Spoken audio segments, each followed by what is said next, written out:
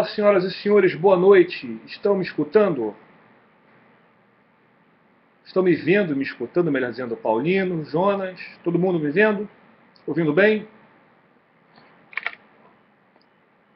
Tudo bom, pessoal? É uma alegria estar aqui de novo na Claves e mais um webinar, trazendo para vocês diretamente do Rio de Janeiro, dos estúdios da Claves. Vamos falar aqui sobre a nova cybercrimes ou cibercrimes. Prontos, meus amigos, para polêmicas e discussões jurídicas e tecnológicas?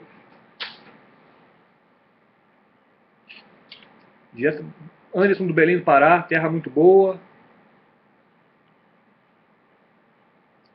Vamos lá, pessoal.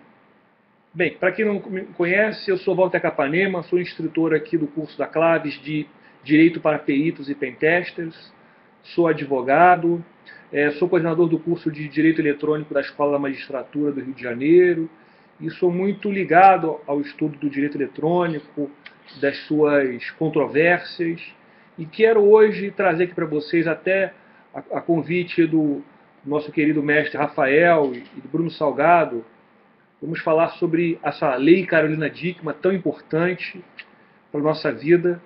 Se vocês quiserem interromper para fazer perguntas, fiquem à vontade, vai ser um prazer.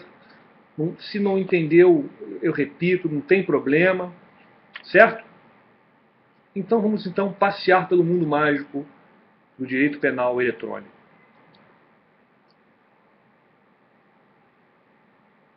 Bem, essa lei foi aprovada no final do ano passado, a Lei 12.737, de 30 de 11 de 2012. Ela, na realidade, ela modifica o nosso Código Penal. O nosso Código Penal é de 1940, quer dizer, ele é bem antigo. E naquela época, obviamente, quando ele foi criado, não tinha crimes eletrônicos e talvez nem computador. Então, o que acontece? Essa lei é como se fosse um patch ou um remendo para esse Código Penal tão antigo.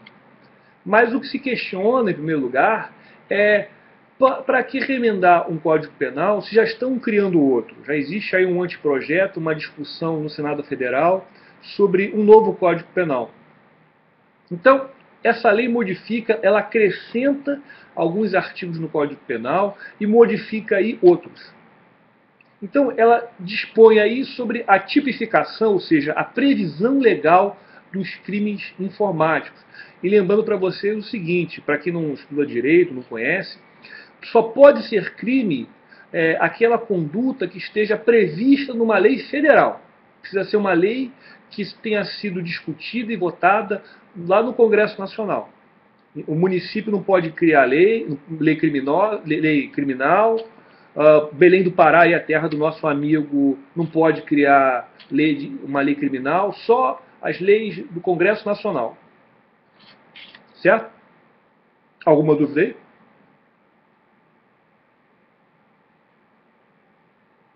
E agora, por que essa lei ficou sendo chamada de Lei Carolina Dickmann?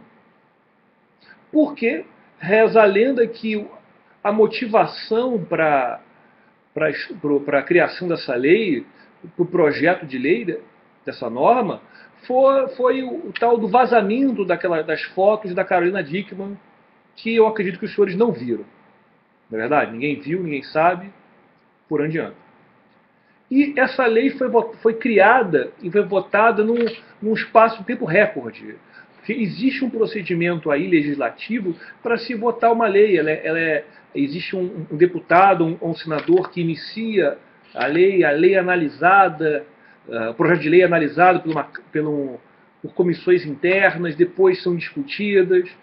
Para que você tenha uma ideia, a chamada Lei Azeredo, o PL 84 de 99, ele teve em discussão aí há mais de 15 anos. Foi votado aí, não sobrou muita coisa. Mas a Lei Carolina Dickmann, ela foi votada em pouco mais de 6 meses. Luciano, eu acho que você está mentindo, com devido respeito.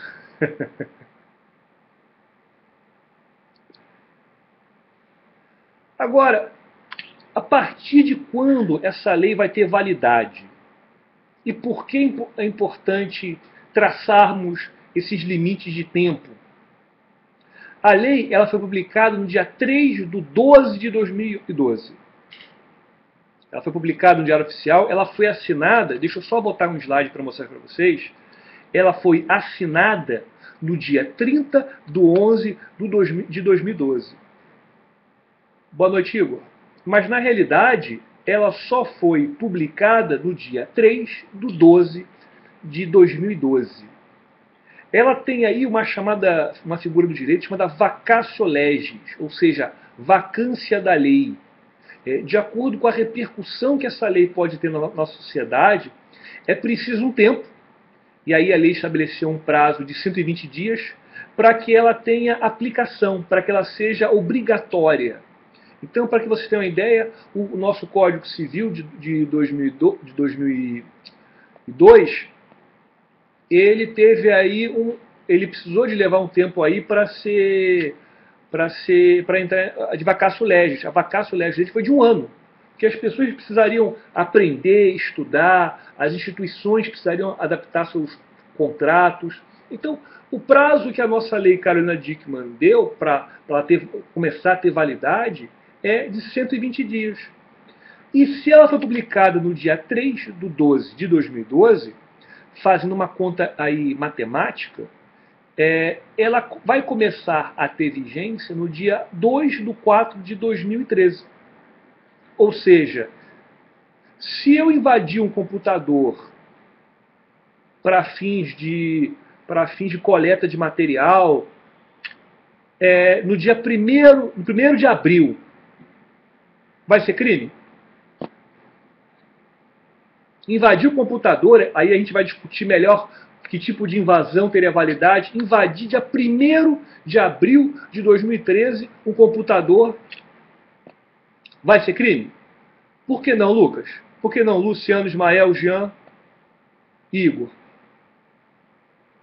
Porque a lei não retroage, bem lembrado. Então veja bem, a lei penal, ou melhor dizendo, a lei penal que cria um crime, que é chamada lei penal incriminadora, ela não retroage. Então, se eu cometi um crime no dia 1º de abril, olha que data, de 2013, há o entendimento aí, portanto, que é um fato atípico, ou seja, não é crime. Mas a partir do dia 2, e inclusive o dia 2, se eu praticar essa conduta, ela vai ser crime. Agora, veja bem, se for uma norma penal, isso eu só fazer um parêntese, se for uma norma penal que defina aí um benefício para o preso, para o réu, ela pode retroagir. Só a norma penal que cria uma conduta lesiva, um crime, ou que estabeleça novas sanções, ela não pode retroagir. Mas como é que eu fiz essa conta, gente? Eu procurei utilizar o artigo 8º, parágrafo 1º, da Lei Complementar 95/98.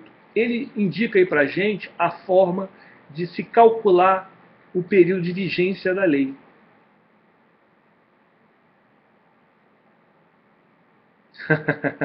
É provável, Luciano, eu não quero dar essa ideia para ninguém, né? Vamos aproveitar que é o último dia. Não, por favor. Não façam isso. Não cometam crime, não invadam nada de ninguém, não, gente. O mundo, vamos ser amigos de todo mundo. Deixa eu aqui passar o slide. Na realidade, essa situação da vacatio legis que eu explico para você, ela tem uma previsão lá na lei de introdução do Código Civil. Ele diz o seguinte: quando a lei não definir o prazo em que ela vai entrar em vigência, em que ela começa a ter validade, salvo disposição contrária, a lei começa a vigorar em todo o país 45 dias depois de oficialmente publicada. Se a lei Carolina Dickmann não tivesse falado nada, valeria essa regra aqui do artigo 1º da Lei de Introdução do Código Civil. Boa noite, Diego. Estão entendendo? Está difícil, gente? Estou falando muito rápido?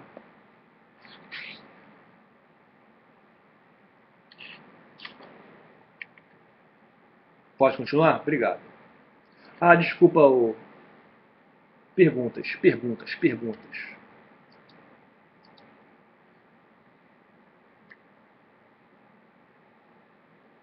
Pergunta do Lucas, muito boa pergunta, Lucas. Caso um hacker obtenha o banco de dados de algum site qualquer, isso seria crime? Lembrando que o banco de dados pode ser acessado por manipulação de URL. Olha, o Lucas, me dá um tempinho para analisar o seu caso quando a gente fala da lei, tá certo? Do artigo da lei. Aí a gente vai confrontar o seu caso com a lei. Por quê? Porque a manipulação da URL, ela implicaria na violação de um dispositivo de segurança? Aí isso você vai me responder lá na hora do que a gente for analisar o artigo, daqui a pouquinho, certo? Muito boa essa pergunta. Beleza? Obrigado. E se vocês quiserem mandar perguntas privadas aqui, tem aqui a parte de pergunta, ou mandem aqui pela caixa do chat mesmo.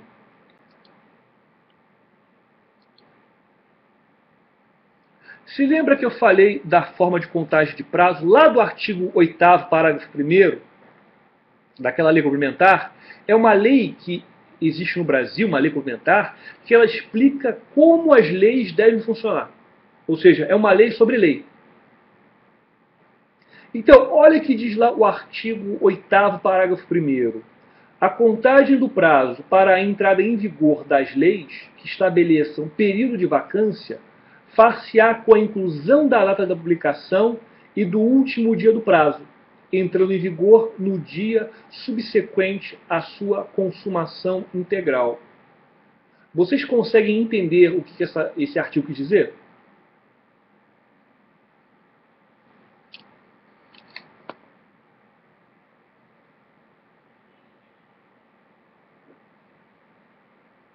Ou seja, na contagem do prazo, eu tenho 120 dias. Então, eu começo contando com a data da publicação e chego a contar até o 100º, 20º dia. Então, se o primeiro dia é aqui, voltando à lei, inclusive algo que se possa fazer no Excel. Se o primeiro dia é 3/12 de 2012, o 100º, 20º dia é 1º de abril de 2013. E, portanto, o primeiro dia que a lei vai ter vigência, que a lei vai ter aplicação, é 2 de abril de 2013. Certo? Agora, para que vocês vejam, e para me exibir um pouco, para que vocês vejam o quanto eu entendo de informática, meu Deus do céu, vou mostrar aqui para vocês o que eu fiz no Excel. Olha só, a gente no Excel, olha que advogado, mas especialista em fazer contas de mais e menos no Excel. Olha só o que eu fiz. Se a data de aplicação foi 3/12 de 2012, a data de início vai ser 2/4 de 2013. Eu fiz a continha ali, ó. A1 mais 120.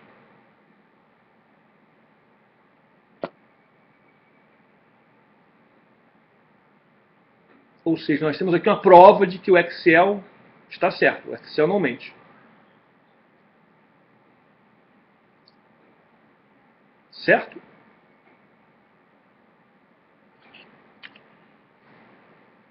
Agora, foi tudo muito fácil. Então, o importante de fazer essa introdução é mostrar para vocês o seguinte, que essa lei ela só vai ter aplicabilidade a partir do dia 2/4 de 2013.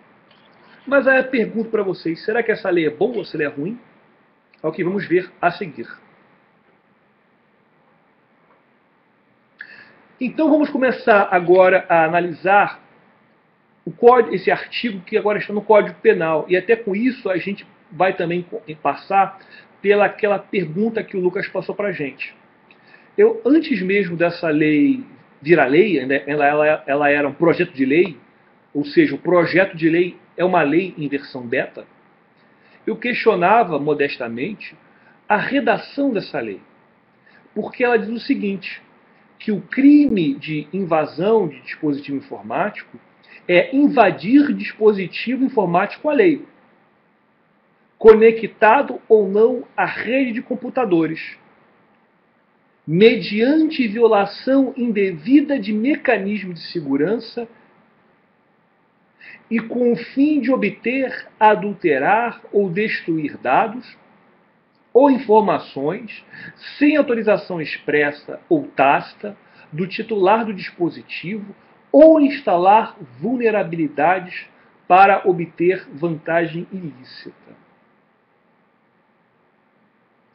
Primeira coisa, ficou clara a conduta que a lei está proibindo? Porque se você for olhar lá o Código Penal, no artigo 121, a culpa é do Bill Gates? Então realmente, se a gente for parar para pensar, então o Windows, né? Tem gente que não gosta do Windows, então vai achar que o Windows é uma vulnerabilidade. Então, tem gosto para tudo. Mas veja bem, gente, não vou falar mal do Windows, não vou falar mal de ninguém. Todo mundo é lindo e maravilhoso. Até porque está gravando. Então, veja bem, gente, a leitura dessa lei é complicada porque é o seguinte, nós somos cidadãos de bem. Nós não queremos praticar essa conduta. Então, a importância de existir uma lei penal é porque, principalmente, o cidadão de bem saiba o que ele não pode fazer.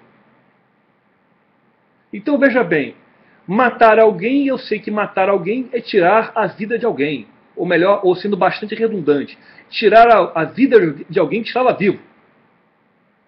E não estava morto. Pronto, mais redundante impossível. Agora, eu sou cidadão de bem. O que é invadir dispositivo informático? Bem, invadir é ter um acesso não autorizado. É ter um acesso sem autorização do proprietário ou do possuidor. Dispositivo informático seria, portanto, algo material ou imaterial?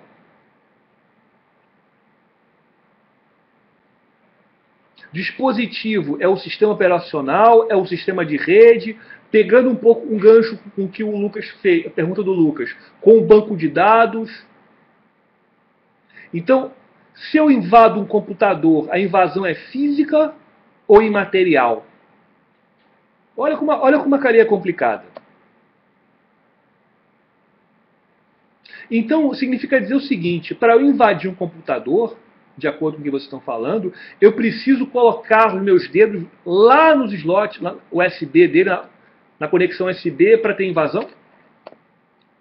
Se eu tenho acesso indevido ao sistema, eu consigo pegar a senha e acesso ao sistema, isso não é invasão?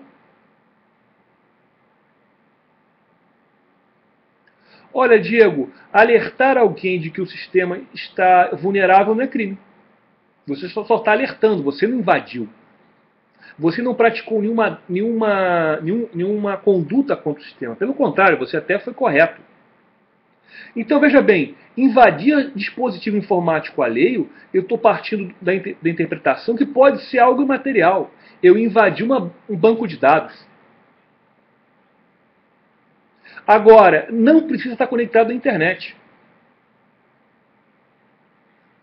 Não precisa, ele pode estar desligado da internet, sem Wi-Fi, sem nada. Agora, o curioso é o procedimento que a lei exige para que você possa fazer essa invasão, mediante violação indevida de mecanismos de segurança. Olha, com devido respeito, violação indevida é redundante. Toda violação indevida. Não existe violação devida de sistema. Agora, Lucas, retomando a sua pergunta aqui. Deixa eu voltar aqui no negócio. Caso um hacker obtenha o banco de dados de algum site qualquer, isso seria crime? Lembrando que o banco de dados pode ser acessado por manipulação de URL. Existe uma conduta mais adiante de invasão qualificada, que eu chamo de invasão qualificada, que é quando você obtém informações de terceiros. Quando você justamente obtém. Aqui o que a gente está falando no artigo... Aqui o que a gente está falando no artigo 154 é a conduta tão somente de invadir. E o que seria mecanismo de segurança? Seria uma trava lógica? Seria um equipamento físico de segurança? Eu conseguir contornar uma biometria?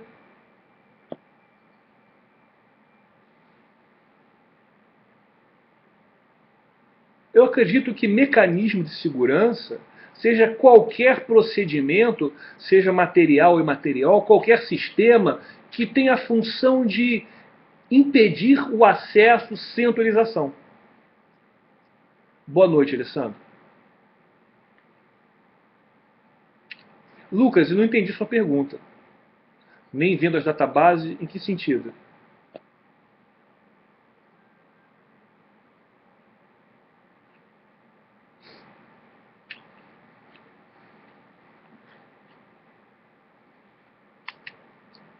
Assim, quando você avisa uma empresa de vulnerabilidade, você não está invadindo.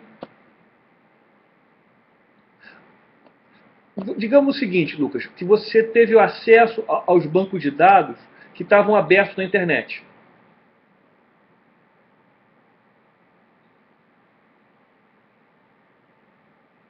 Se você teve um acesso, digamos assim, furtivo não, uma coincidência teve acesso, você não teve vontade de invadir, faltou a vontade. E o direito penal exige para o crime a concorrência de consciência e vontade, ou seja, é preciso que eu esteja sabendo que eu vou invadir um computador e que eu tenha vontade de invadir. Ah, essa pergunta do Luciano é boa. E se o banco de dados deixar sem a padrão admin? Eu entendo que é indevido, porque você não teria acesso. Você não deveria ter acesso àquele sistema. Tudo bem que quem instalou o sistema agiu de uma forma sem cuidado, mas você não deveria ter acesso àquele sistema. Agora, ao meu entendimento, portanto, quando se fala em mecanismo de segurança, é firewall, alguma trava lógica, biometria, o que for.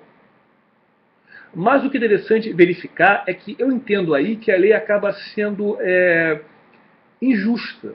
Por quê? Porque ela pune a invasão de dispositivo informático alheio, mas desde que ele tenha uma proteção de segurança. Mas veja bem, e se eu tenho um sistema de computador, uma rede que não tem proteção?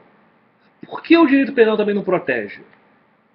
Seria mais ou menos dizer o seguinte: olha, é crime você furtar carro, mas só vai ser crime furtar o automóvel se esse automóvel tiver segurança, se tiver alarme. Se não tiver alarme, não é crime.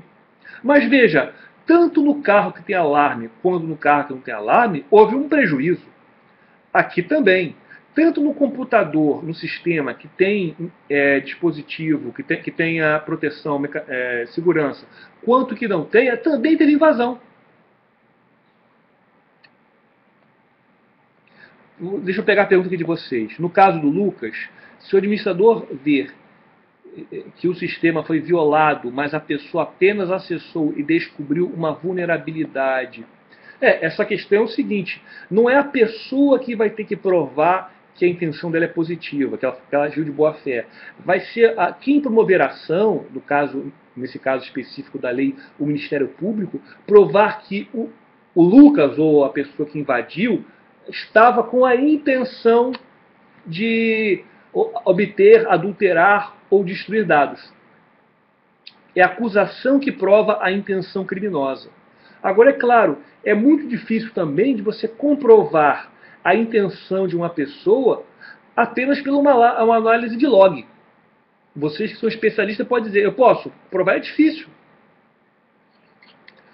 Mas a pergunta do Davidson: mas como você pode alertar um terceiro de uma possível vulnerabilidade, sendo que você nem sequer quebrou o mecanismo de segurança?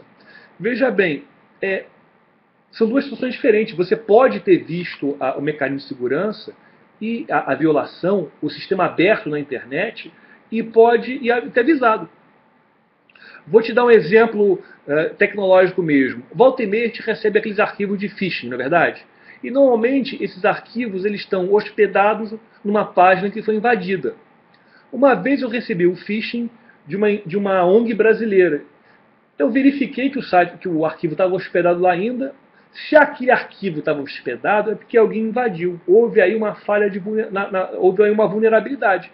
Eu fui lá e alertei o site. Olha só, gente, o arquivo tal, está hospedado na URL tal. Certo? A pergunta do Diego foi boa. Olha só, Diego, não é crime. Veja bem, o simples fato de você invadir um dispositivo informático alheio não é crime. É preciso que seja provado que você tinha a finalidade de obter, adulterar ou destruir, ou então instalar vulnerabilidade. É muito curioso isso, né?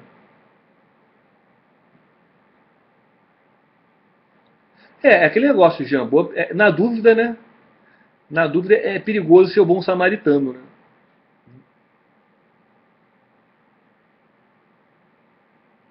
Desculpa, Lucas, não entendi sua pergunta.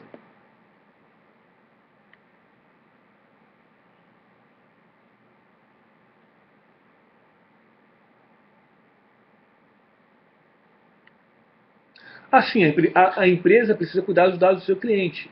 E aí, pegando um gancho com o que você está falando, Lucas, veja bem, o fato da empresa ter a violação dos dados, a perda dos dados dos seus clientes, isso não impede que esses clientes que foram lesados processem a empresa, como também, se for possível, processar o criminoso. A empresa tem um dever de guarda pelas informações do cliente. Principalmente os dados mais sensíveis, como os dados vinculados à privacidade. Nome, telefone, endereço, cartão de crédito, telefone. A empresa tem um dever de vigilância dos dados dos seus clientes.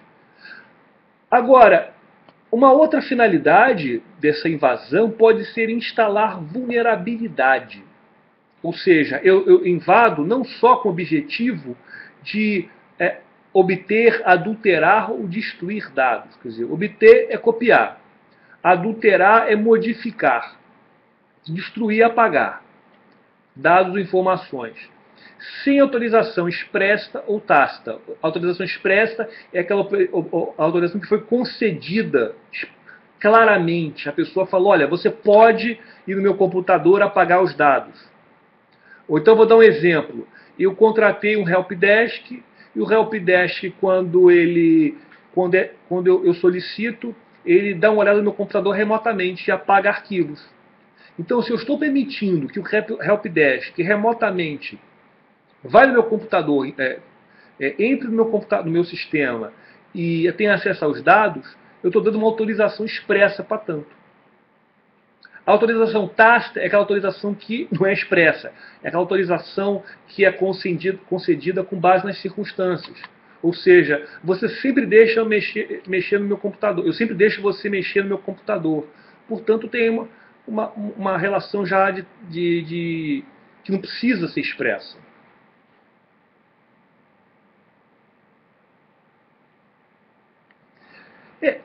O Eduardo, o grande problema aí é como é que você vai dizer no sistema o que é, como é que você vai dizer do ponto de vista do direito o que é o sistema não configurado corretamente. Eu vou te dar um exemplo em relação a isso.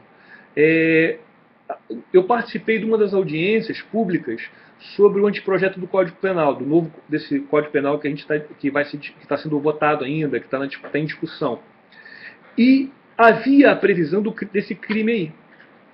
E havia num dos parágrafos da lei a seguinte previsão: responde também pelo crime de invasão a empresa ou pessoa que teve seu computador invadido, mas não tomou medidas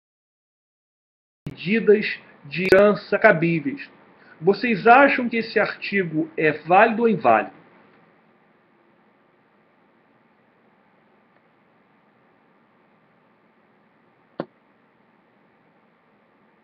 Alguém aí acha que não é inválido? Vamos criar polêmicas hoje. Polêmicas.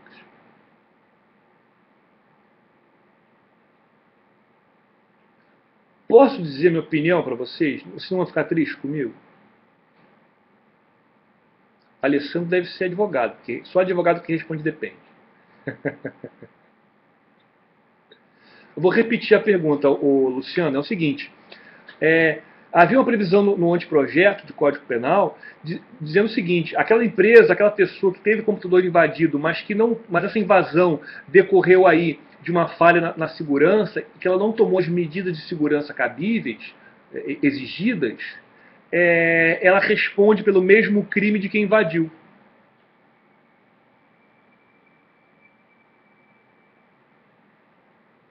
Olha só, gente, vou dar minha opinião para vocês. Eu entendo que essa esse artigo, que ele não tem existência jurídica, ele é injusto, porque, veja bem, uma coisa é eu invadir um computador, quer dizer, eu tenho a vontade de prejudicar alguém. Isso chama-se crime doloso, ou seja, eu tenho a vontade de prejudicar alguém.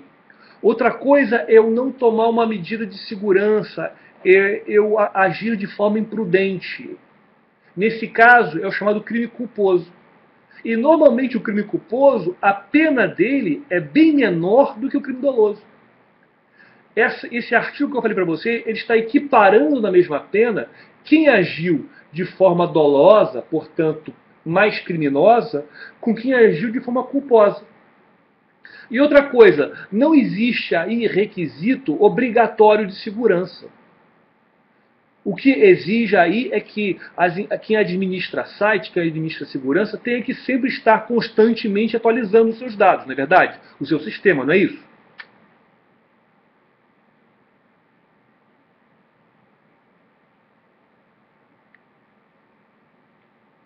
Então, agora, nem sempre a última atualização é eficiente, porque muitas vezes a última atualização ela implica na incompatibilidade de programas que existem. Às vezes a empresa não instala a última versão porque ela sabe que, por exemplo, aquela última atualização de segurança vai inviabilizar um outro banco de dados dele.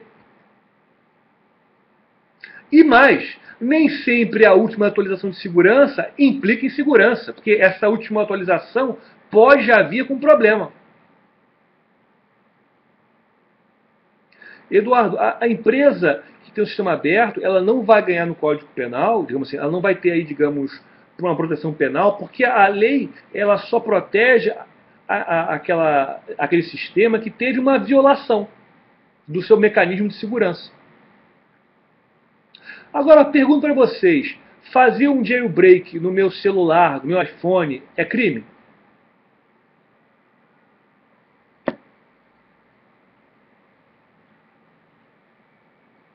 Por que não é? Ou por que é? Tem mais uma pergunta aqui, gente. Deixa eu responder aqui enquanto vocês pensam. Vão pensando aí. Pergunta do Matheus.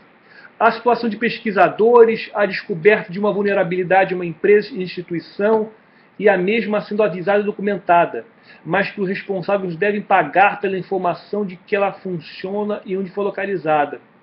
Esse ato pode ser visto como estelionato? Olha, o Matheus, é uma situação muito complicada, porque em alguns casos há quem entenda que se trata de uma extorsão. Estelionato, na realidade, é uma fraude que eu cometo para... Eu te induzo a erro, eu te coloco numa situação de erro para conseguir uma vantagem sua. Por exemplo, eu te mando um e-mail dizendo que sou uma menina argentina, mãe de 4 filhos e que preciso de R$ 500 seus para eu pagar o leite das crianças. Então, eu estou criando uma situação fantasiosa e te induzindo em erro.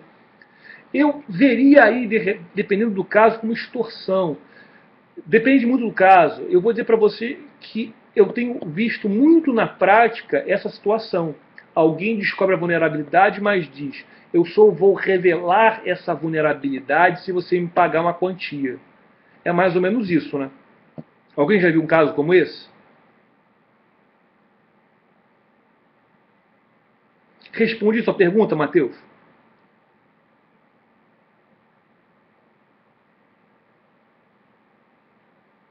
Obrigado. Agora, vocês tiveram muito tempo de pensar, não tiveram? E me digam o seguinte: invadir dispositivo, jailbreak é invadir dispositivo?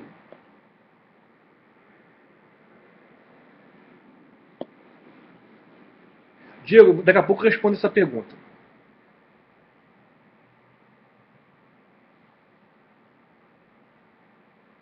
Olha, as empresas gostariam muito que fosse, mas não é. Porque quando você mexe no seu celular, faz o jailbreak, você está desbloqueando. Você, por exemplo, no caso do iPhone, você está permitindo que o iPhone tenha mais funcionalidades e possa acessar uma outra loja que não seja App Store, não é isso?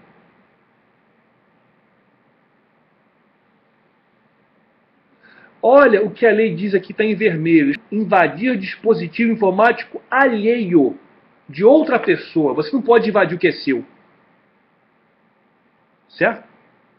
E para mim, gente, jailbreak não é crime de nada. Se o aparelho é meu, eu faço o que eu quiser com ele. O aparelho é meu. Não é crime nada não, gente. Minha opinião. Piratear Windows também. Aí vocês estão querendo pegar pesado. Piratear Windows é crime, gente. É crime da lei de software. Eu entendo que te bloquear videogame não é crime não, gente. Por quê? Porque desbloquear videogame pode permitir, por exemplo, que você rode o seu videogame com mídias que não sejam originais. Eu quero dizer, eu comprei um jogo, paguei R$ 140, jogo do PlayStation 3. Eu acho muito perigoso andar por aí com o original. O que eu faço? Eu guardo o original num cofre e ando com a cópia.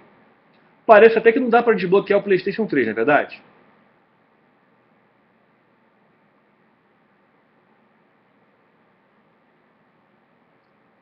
Então veja para mim, veja então, pessoal, fazer dispositivo informático, como a lei precisa, pode ser qualquer coisa.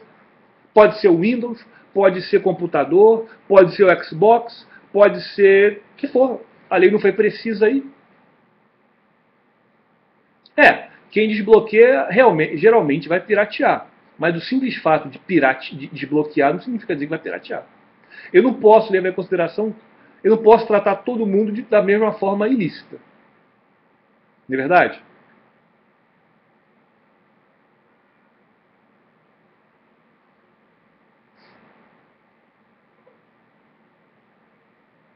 Agora, meus amigos, olha como a pena é pesada. Meu Deus do céu. O hacker que invadiu, até se alguém puder achar o link para mim aí, gente. O cara que invadiu o computador, nem hacker, vamos deixar claro que o cara que comete crime eletrônico é o cracker. O hacker é apenas o curioso, é a pessoa que gosta de computador. Inclusive, hacker, para mim, é aquela pessoa que sabe dizer quanto tem de memória RAM. Se você sabe quanto tem de memória RAM no seu computador, quantos pentes de memória tem no seu computador, você é um hacker. Porque o ser humano convencional não sabe. Não é verdade? Então o que acontece? O cara que craqueou o celular da Scarlett Johansson e espalhou para o mundo aquelas fotos tão hediondas, ele pegou, parece que 30 anos de cadeia. Eu acho que foi isso. Acho que pegou uns 30 anos de cadeia. Se alguém puder olhar aí para mim. Foi uma coisa aí severa. Agora, de acordo com a lei brasileira, essa lei tão legal, se você invadir o sistema de alguém, a sua pena vai ser de detenção 3 meses a 1 ano.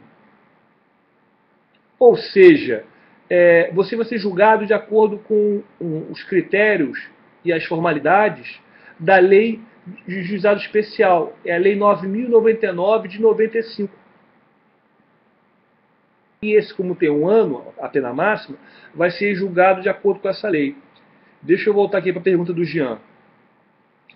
Na minha empresa, chega um terceiro e usa minha rede sem fio e faz uma invasão a um site. Como fica a minha empresa na situação? Olha, Jean, é complicado, porque a jurisprudência dos nossos tribunais, principalmente do STJ, elas reconhecem sim validade para o número IP.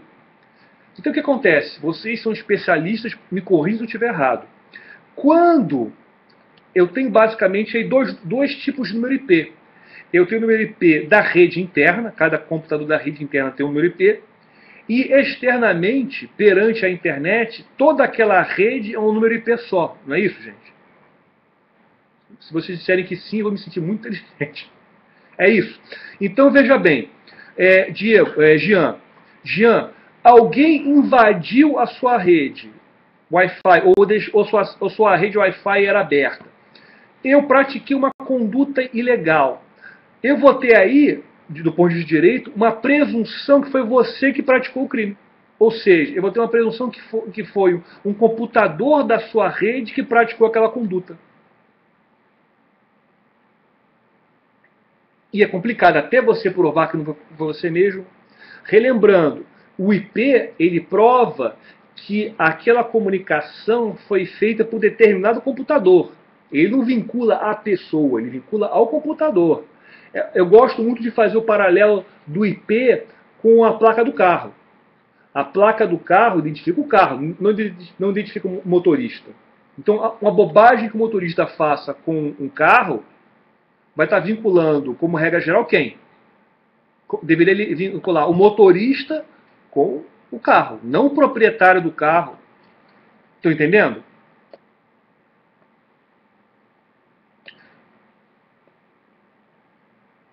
Mesmo se eu tiver os logs e o terceiro tiver assinado o termo de responsabilidade, bem, Jean, se você provar que aquele terceiro teve um acesso, que foi efetivamente o terceiro que utilizando a sua rede, praticou a conduta, tudo bem. O IP, ele não é algo que não admita a prova contrária. Admite sim, você pode provar. Ou até mesmo a quantidade de redes abertas, você pode utilizar o proxy, pode utilizar o Tor, pode... Bem, a questão do anonimato na internet é bem polêmica. Então, veja bem, a lei estabelece como pena para a conduta base de 3 meses a 1 ano e multa. Ou seja, o camarada aqui não vai preso. Não vai preso. Vai pagar uma cesta básica, vai pintar uma parede, vai visitar uma pessoa no hospital, vai fazer um trabalho comunitário, não vai preso. E a gente sabe muito bem que o ser humano só respeita duas coisas. Só respeita a multa, e tem que ser uma multa alta, e a prisão, que a prisão não é fácil.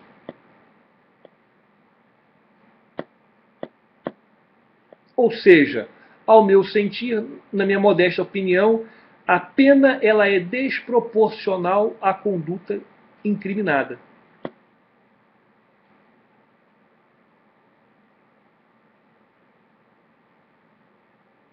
Na realidade, o Felipe, muitas vezes o que acontece é que se criam leis de acordo com o clamor da sociedade. O cara fica famoso. Olha, gente, eu tenho uma empresa de segurança porque eu invadi um sistema. Gia, na realidade, a lei ela não fala sobre qual o procedimento que você deve tomar se descobrir uma invasão. Quer dizer, se você descobrir uma invasão, talvez seja mais aquele da segurança da TI. Você denuncia ao admin do servidor, da rede, seria mais interessante, né? Agora, o que é instalar vulnerabilidade?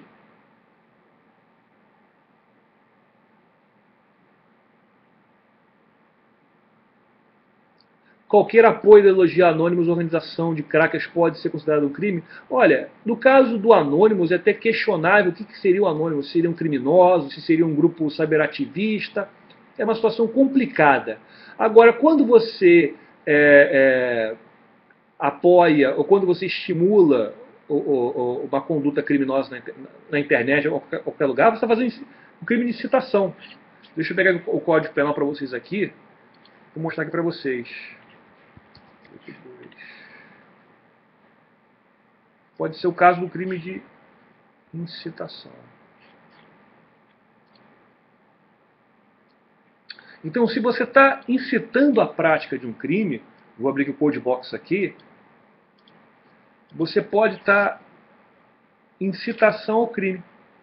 Incitar publicamente a prática do crime. Agora, quando você está divulgando, ou melhor dizendo, quando você está glorificando, fazendo apologia a um fato criminoso, ou então a um grupo criminoso, o Comando Vermelho, um grupo criminoso de crackers, você está fazendo o crime, você está seguindo o crime do artigo 287 do Código Penal, que é apologia de crime ou criminoso. Certo? Responde a pergunta, Diego? Então, olha, retomando que a gente está falando de vulnerabilidade. Instalar vulnerabilidade é a mesma coisa que exploit, pegando aqui um gancho com o que o Lucas falou?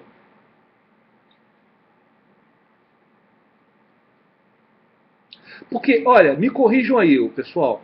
Exploit, para mim, na realidade, é uma vulnerabilidade que eu descubro no sistema. Ou seja, é um ponto fraco que eu descubro do sistema. Não é isso? Me corrijam aí, galera. Não é isso? Agora, ao meu ver, não é a mesma coisa do que vulnerabilidade. Porque instalar vulnerabilidade é instalar um programa de computador que deixa o sistema, portanto, vulnerável, sendo redundante, que deixa o sistema fraco, que enfraquece a segurança do sistema.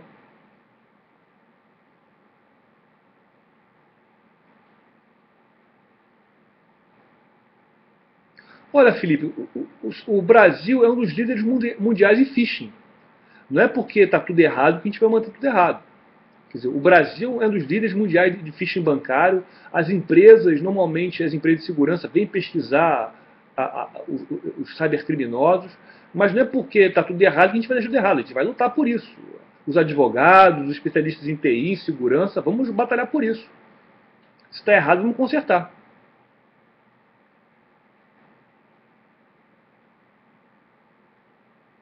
O cidadão que paga os impostos e tem moradia própria pode ter a pena reduzida ou nem ser preso pelos crimes virtuais. Olha, ô Diego, desculpa dizer isso, mas o cidadão que paga os impostos não faz mais que sua obrigação. É claro que hoje em dia até ele devia até ganhar medalha, mas o cidadão que paga os impostos não faz mais que sua obrigação. Ele está cumprindo o seu dever de cidadão. A lei, eventualmente, o Código Penal, em alguns casos de crimes patrimoniais, ele acaba dando desconto se o réu é primário, se o réu é pobre, se tem bons antecedentes. Então, para mim, vulnerabilidade, veja se a gente chega aí num acordo, vulnerabilidade nada mais é do que um programa de computador que deixa aquele sistema invadido mais fraco. Ou seja, é um sistema que permite é um programa que permite que aquele sistema seja reiteradamente invadido. Porque se você instala uma vulnerabilidade, você instala para invadir de novo. Não é isso?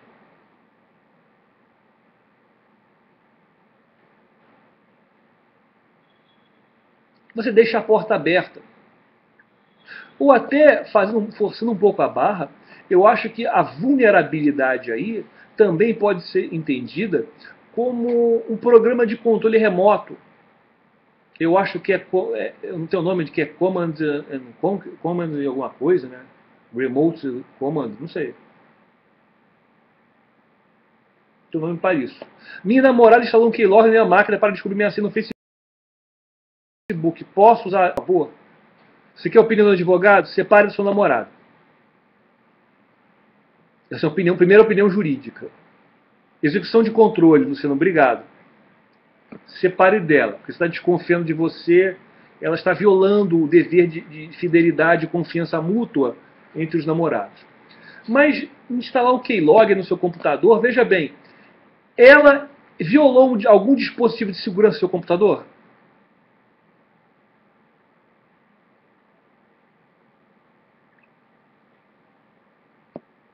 Para ela ter acesso ao seu computador, ela violou algum dispositivo de segurança? Porque se ela não fez isso, não é crime. Ainda mais agora, a gente não está ainda em abril. Mas é o conselho de advogado, não dê sua senha para ninguém. A mulher pediu, a esposa, namorada, namorado, sogra, não. Senha pessoal intransferível, meus amigos. Pediu para instalar um software. Não faça isso. Agora, ela descobriu a sua senha no Facebook?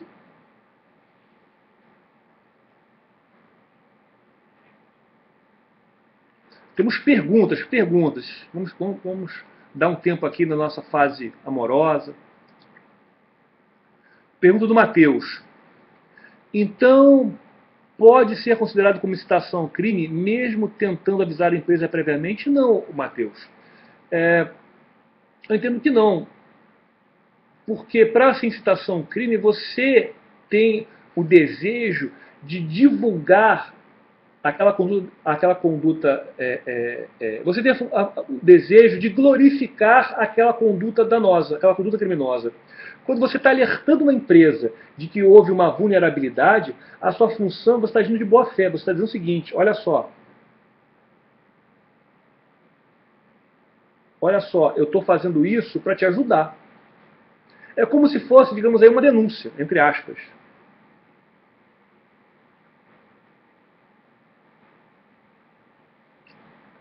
Então, Luciano, quando a gente faz aí, quando instala uma vulnerabilidade, a gente está criando uma brecha onde não tem, não é isso?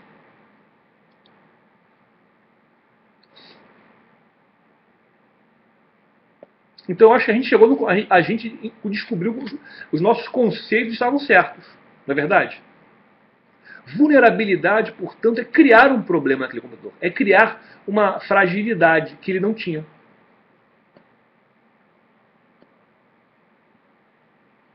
É deixar uma janela aberta para que alguém tenha acesso. Então, pegando um gancho, eu acho que foi o Luciano ou o Diego que falou aí, se eu invado o computador de alguém e instalo um keylogger, eu entendo que o keylogger é uma vulnerabilidade. Porque você está deixando o sistema mais inseguro, você está violando a privacidade do proprietário do sistema. No keylogger, você não tem acesso apenas à senha da pessoa. Você tem acesso a tudo que a pessoa digita. E-mails, endereços, conversas. É como se você tivesse um grampo telefônico no computador da pessoa.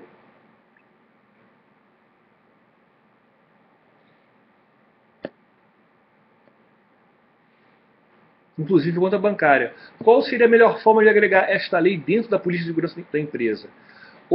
Jean, a melhor forma é principalmente educar as empresas, educar as pessoas que trabalham com segurança, as pessoas que trabalham nos postos-chave, ou até mesmo os usuários convencionais, de que o que pode ou não ser considerado crime. E principalmente evitar aí ataques, evitar aí que o pessoal da informática queira fazer invasões.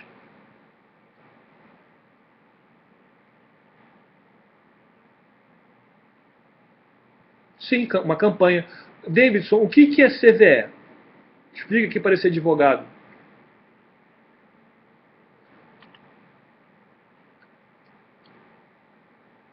Olha, continuou me ajudando muito. Seria a exposição comum de uma vulnerabilidade? Isso, o que seria em português?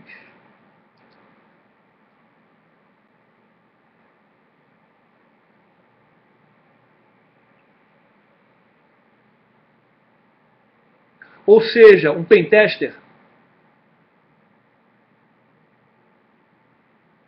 Boa pergunta. Isso tem a ver com o parágrafo 1º desse artigo. Olha o que ele diz. Na mesma pena incorre quem produz, oferece, distribui, vende ou difunde dispositivo ou programa de computador com o intuito de permitir a prática da conduta definida no caput. Ou seja, só vai ser considerado invasão de dispositivo informático, esse crime, se a pessoa vende, disponibiliza, com a finalidade, o programa de computador, o manual, com a finalidade da prática desse crime. Então veja bem, o pentester, o especialista de segurança, estaria incluído na Lei Carolina Dickmann? Não. Por quê? Deixa eu voltar ao slide anterior. Porque a invasão dele é feita com autorização. Então veja bem, um pentester é alguém que tem autorização para fazer aquela invasão. E se você é pentester, eu sugiro que, para evitar problemas legais, faça um termo, um contrato, um termo, em que a parte contratada ela permite a invasão do sistema nos seguintes sites ou nos seguintes endereços, nos seguintes dias. É uma forma de você resguardar a sua segurança e a sua paz de espírito. Certo? Como o país se preocupa com o ataque na Copa na Copa das Olimpíadas? Eu acho que já existe uma discussão em esfera militar para tanto. Já há um gabinete preparado para essa pesquisa. Uma coisa que a lei não trata, mas é prevista pela lei de Portugal, é a seguinte: o abuso no acesso. Eu vou dar um exemplo. Eu tenho acesso a um sistema a uma determinada parte. Eu só posso pesquisar a pasta 1, 2 e 3. Ou seja, eu tenho um acesso válido àquele sistema. Mas eu não tenho acesso à pasta 5, 6 e 7. Portanto, quando eu acesso a pasta 5, 6 e 7, eu estou abusando do acesso ao sistema. Eu entendo aí que não é invasão.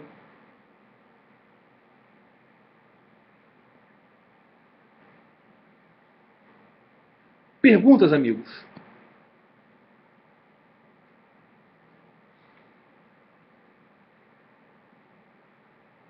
Isso é verdade mesmo? No Hacking Day, o cara foi preso porque ia dar uma palestra sobre vulnerabilidade de acesso para trens de São Paulo. Olha, eu vou dizer uma coisa para você.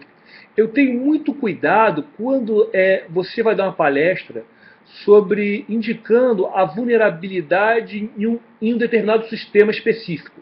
Ou seja, eu vou mostrar para vocês como tirar do ar o site do Banco do Brasil, do Bradesco. Aí, nesse caso, você pode encaixar uma daquelas situações ali. Ou seja, se você for fazer uma palestra tecnológica, se você fizer uma palestra tecnológica, eu sugiro que você não detalhe muito o sistema que você está abordando. Porque veja bem, quando você detalha as falhas de segurança de um determinado sistema, você está, de certa forma, entregando ouro para outros bandidos.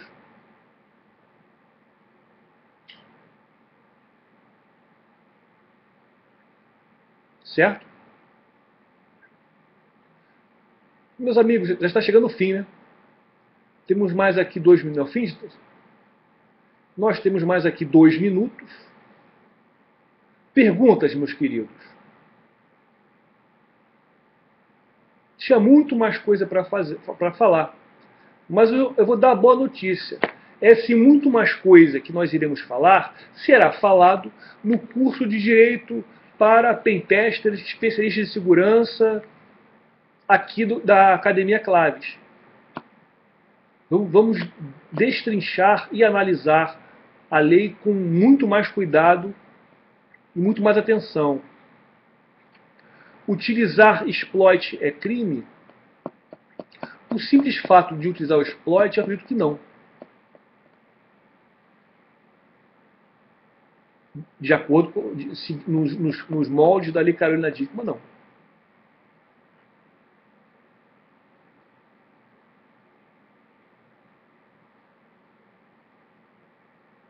Desenvolver exploit, eu também entendo que não, Ismael. Dependendo do caso, Ismael, pode ser considerado, melhor dizendo, o parágrafo 1º. Na mesma pena incorre quem produz, oferece, distribui, vende ou difunde dispositivo ou programa de computador com o intuito de permitir a prática da conduta definida no caput. Ou seja, o exploit, nesse caso, poderia, voltando atrás, eu acho que o exploit poderia sim, desenvolver exploit. Então veja, meus amigos, o quanto de coisa nós vamos falar nesse curso da Claves. Vamos falar da lei, vamos explorar a lei, o que é invasão, o que não é invasão.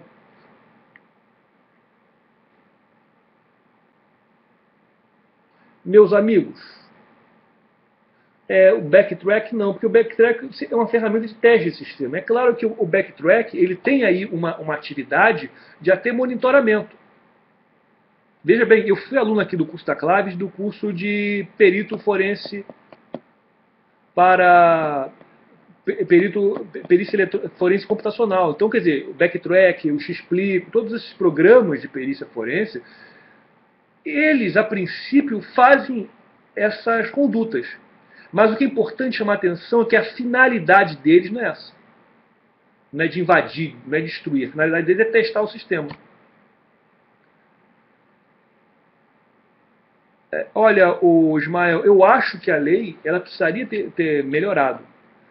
Escrever uma lei é muito difícil. Escrever a lei é um desafio muito grande, porque basicamente você precisa detalhar uma conduta que você vai condenar. Então é muito difícil. Meus amigos, é uma pena, mas nós precisamos nos despedir. É uma alegria ter participado aqui com vocês desse webinar. Muito obrigado por tudo. Qualquer coisa, entre em contato com a Claves. Eu estarei no curso aí em abril, a gente já está com vagas disputadíssimas para o nosso curso. Vamos falar muita coisa da lei, vamos falar polêmicas, mistérios, segredos antigos e protegidos. Estaremos lá, meus amigos. Olha, muito obrigado por tudo, desculpe a brincadeira e até a próxima. Um grande abraço, fique com Deus, boa noite.